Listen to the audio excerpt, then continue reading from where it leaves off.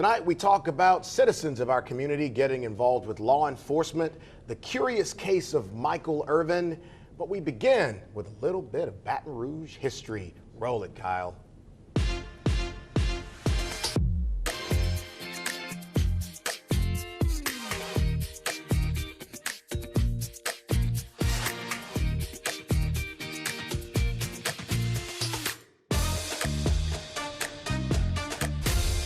So much to get into tonight. We're going to talk about this situation involving former Cowboys wide receiver Michael Irvin. The Baton Rouge Police Department is having another Citizens Academy. Sergeant Elgene McNeely will be here to talk with us about that. But we begin tonight's show with a conversation with Judge Yvette Alexander, who's here for the first time on the show to talk with us about her journey to where she is right now and the judge's role and your colleague's role in dealing with public safety. Judge Alexander is the first African-American female elected to city court judge, and that was in 95? 1995. And so seems like yesterday. Seems like yesterday. Well, Judge, it's so good to have you here on the show. Thank you. First of all, let's talk about why you chose law. Why was that your North Star? Well, thank you for having me. The reason why I chose law was because when I was younger, I watched so many injustices happening. According to my parents, I always wanted to be a judge. Now, I don't remember that. They said we would play and I would pretend like I was the judge, but I can't remember back that far. But I do remember one of my friends, something happening to them, wrongfully accused, and he had a hard time getting out of it because there were no African-American lawyers up in North Louisiana, so I decided to go to law school. I went to Grambling for 2 years, then went to a special program at LSU where I went to law school for 3 years. So in 5 years, I had a law degree. Wow. They no longer have that program, but I enjoyed it while I could. After that, I decided that being a lawyer just wasn't enough. I faced a lot of judges who didn't look like me, a lot of judges who didn't have the same feelings about justice that I had. So I decided that the route to be able to do more would be through becoming a judge. So I decided to run for judgeship in 1995. That journey was a long journey. If you think about it, maybe not, but looking back on it, it was well worth the effort I had to put in it. I worked for Fox McKithen, who was the Secretary of State. That's right. A wonderful guy. We remember Fox. Remember him. Yes, he was a character. My job was to keep him out of trouble, which I did. And guard his one-liners, because he always had a one-liner for you. He used to say, if you don't help your friends, who will you help? Right. You know, so he had the same kind of heart that I have. Being a judge is a public servant, and our job is not necessarily to get to equal justice for all, but to make sure that our community is a better place also. So I spent a lot of time in the community doing different things, trying to help out. I believe that the main reason that we're seeing so much crime, so much trouble in the schools is because, number one, we have children raising children. Right. And number two, I can say this because I consider myself an elder. The elders in the community are not stepping up to do what we need to do. For instance, when I walked home from school and my parents said, don't stop at the store and buy any candy, when we did, the neighbor who saw us there called and told my parents. The news made it home before you did. And the whipping. Right. And the whipping. So we don't have that today, and we need to go back to that. My dad has a charter school up in Monroe, and he used to say that the more time you spend with kids, the better off they are. So he would have after-school programs. Right. They're not as prevalent as they used to be when we were growing up, and Saturday academies. Right.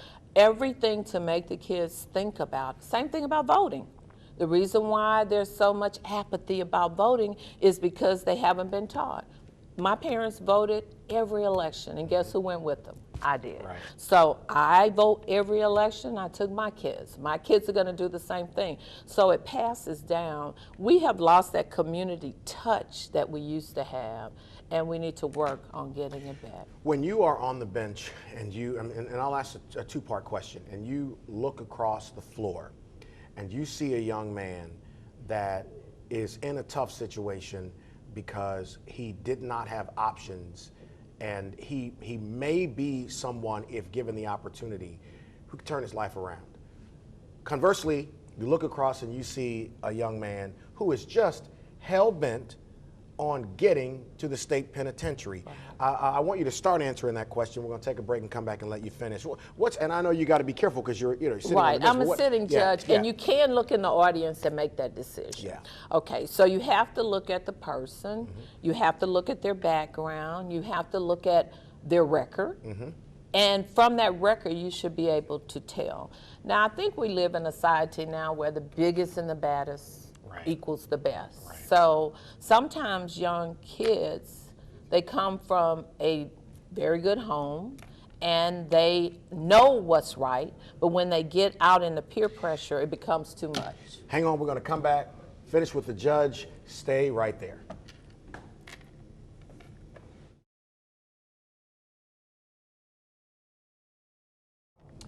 Back with Judge Alexander, talking about being in the courtroom and some of the young people that you see in the courtroom. Obviously, you've got to make sure that the law is applied equally and accurately in the courtroom.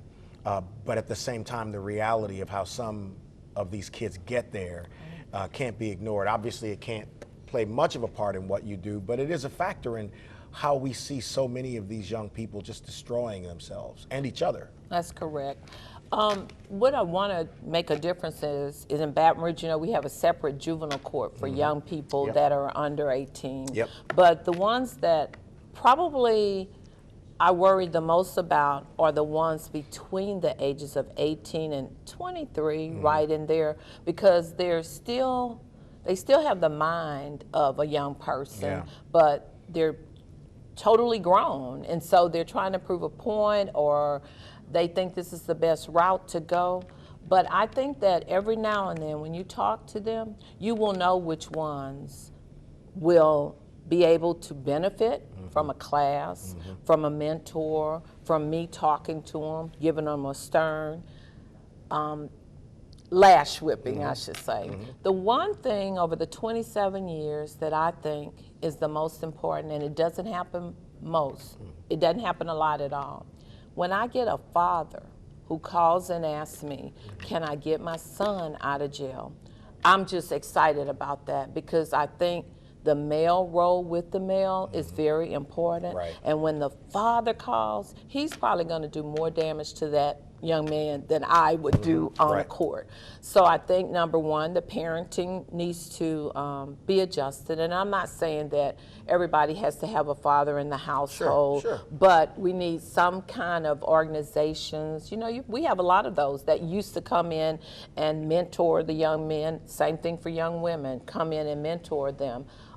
It's very difficult in a society that we live in to be able to cross-sex mentor. There's just some things you can teach a young boy that I just have no clue about.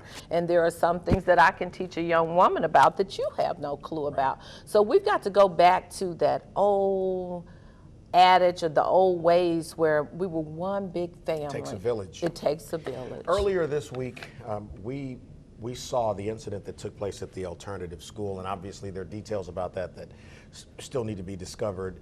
But it was really sad to see, and it's indicative of things like this we see around the country.